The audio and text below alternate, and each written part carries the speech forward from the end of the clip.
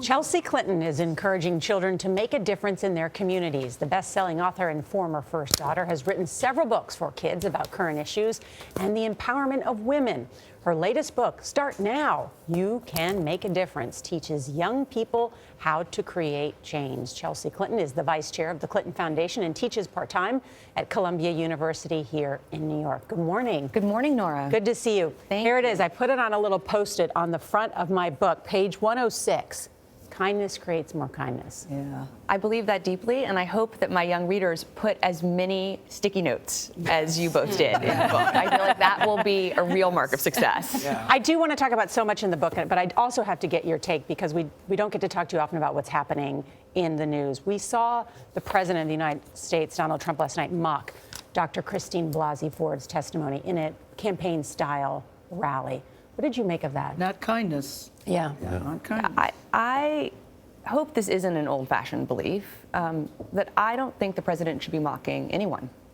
I don't think he should be mocking Dr. Ford. I don't think he should be mocking a Gold Star family. I don't think he should be mocking a disabled reporter. I just don't think that is behavior becoming of our president. What did you think during the Brett Kavanaugh hearings? I was dying to know when we were sitting there and we were all there covering it, and the Clinton name came up in his opening statement. Did you call your mom or your dad and say, can you believe you just mentioned our name? You all must have had a discussion about it. What was that like? Well, I didn't watch it live because I was actually at an event at Yale. But you heard about it. Oh, I watched it when I got home. Yeah. And I just thought, oh my gosh, we loom so much larger in your mind than you loom, at least in mine. Yeah. Like, I don't think I'd heard his name until he was nominated weeks ago. But to me, what was so troubling was how nakedly partisan he was. And I think the principle of kind of judicial review being absent of partisanship is still really important. So if he had gone after President Bush or President Reagan's family, I'd feel the same way. Like, I just don't think that that is healthy as a dynamic on the Supreme Court, or really, candidly, any court. Yeah, well, your mom said the performance of behavior was quite out of bounds, and clearly she had some issues with it. Do you think that he should be confirmed to the Supreme Court? I don't. I mean, I've opposed his nomination from the beginning because I don't agree with his stance on multiple issues and worry about the issues that I really care about, whether it's workers' rights or women's rights or protecting the environment, many things that the court is expected to rule on in the future. So admittedly, my opposition to him is kind of rooted in policy, but I now am even more kind of intense in my feelings because of how political he's become. Chelsea, one of the things that you've really promoted is reaching out to politicians, that people should start young and reach out to their local politicians especially. And I'm wondering what your response is to how we've seen Dr. Ford's plight after she did just that. She reached out to her local congressman, said that it was her civic duty, wanted to be anonymous, didn't want to come public the way she has now. And then we see the result. What is your response to those who might say, you know what, I was going to do that, but I don't need to go through that? Well, I would say I understand that, and I hope you're still willing to raise your hand, raise your voice. I think we need more people engaged in the political process at every level, not fewer. So while I completely see beyond it that it could have a chilling effect, I hope that it doesn't. What about public service more broadly? I mean, you talk about kindness, which is, of course, fundamental to the human experience. And yet, if you look at our, well, right, I mean, at least fundamental to human happiness. And but we see our public life get more corrosive, more vinegarish.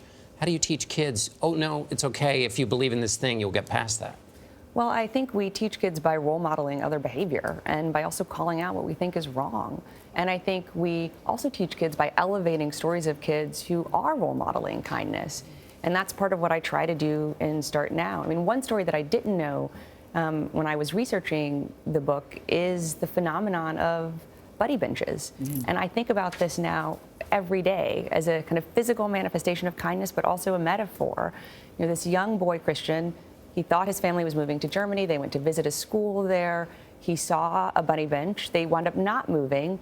But when he went back to his school here in the States, he said, could we have one of those? And thankfully, the school supported him. And they're for kids to go and sit on if they're feeling lonely. Yeah. And other kids are supposed to respect that and kind of sit down and just talk about their day, talk about how they're doing. And now we have buddy benches in hundreds of schools in every single state across America. And you're encouraging kids to get involved early, even though you can't vote and you can't participate in the political process. There's a great story of you at 5 that you wrote a political letter to who and about what? So I wrote to President Reagan when I was 5 because I'd heard that he was going to visit a cemetery when he actually was on a state visit.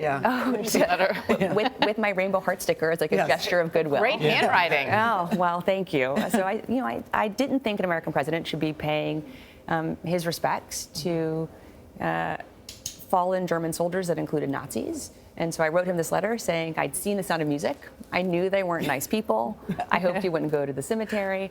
He still did go to the cemetery. I never got a response. But I think the optimistic end to the story is when we were moving to Washington, my parents said, like, what do you hope to have out of this experience? And I said, I think every child should get a response. Every child that writes the president should get a response. And so my parents set up the first White House correspondence unit just for children. And President Bush continued that. President Obama continued that. I have no idea if President Trump has continued that, but I hope so. In this era of bullying, something that you endured in the public spotlight as the first daughter, what is your advice to parents who are concerned that their child may too be bullied in this era of social media, which you didn't really have so much of growing up? And you talk about bullying in the book, too. I do. And I talk about bullying in the book because it's something I've heard just consistently from kids. I mean, even more so than from parents and teachers. When I would talk to kids about, like, what's on your mind, invariably, beyond it, they would say bullying. Like, how do I stand up to bullies? How do I help protect my friends? And so I just felt like I can't write a book for kind of 6, 7, 8, 9-year-olds and not tackle this subject. And thankfully, we do know a lot about kind of how kids can stand up to bullies. And also, it's really important to your question that parents encourage their children to feel okay about asking for help when they need it. That asking for help is being brave. It's not a sign of weakness. And sometimes you need to tell a trusted adult that you need their help to stand up. And there's also a bystander obligation. So even if you're not the bully or the one being bullied, you have a responsibility. Absolutely, allyship. I happened to be at a school event recently, and one of the teachers talked about teaching young people about sexual violence. And that was, I don't know if that's, that's because of the sign of the times, but that's now part of the curriculum and a discussion that teachers are available to teach them about that at that certain age. Well, we have a lot of research that it is possible to have age-appropriate kind of sexual health and reproductive health curriculum really throughout elementary, middle, and high school. And I think all of us should support that because we want our kids to be able to develop a strong and healthy sense of self and know how to stand up for themselves, but also, to John's point, stand up for others. Well, with all the chapters, it's very cool because you end a start now and you give specific steps on what the kids can do. And you know it's a kid's book when the chapter 1 is water, weather, and why we don't drink our poop. Yeah. Yeah. We all need to know that. Words to live by. Yeah. I love that. It is, because then kids are like, well, I better read it. I better read it. Exactly right. It says the kid's favorite word, which is poop. Poop. Yeah. Thank you very much, Chelsea. Thank you. Start Now is available now wherever you like to buy your books.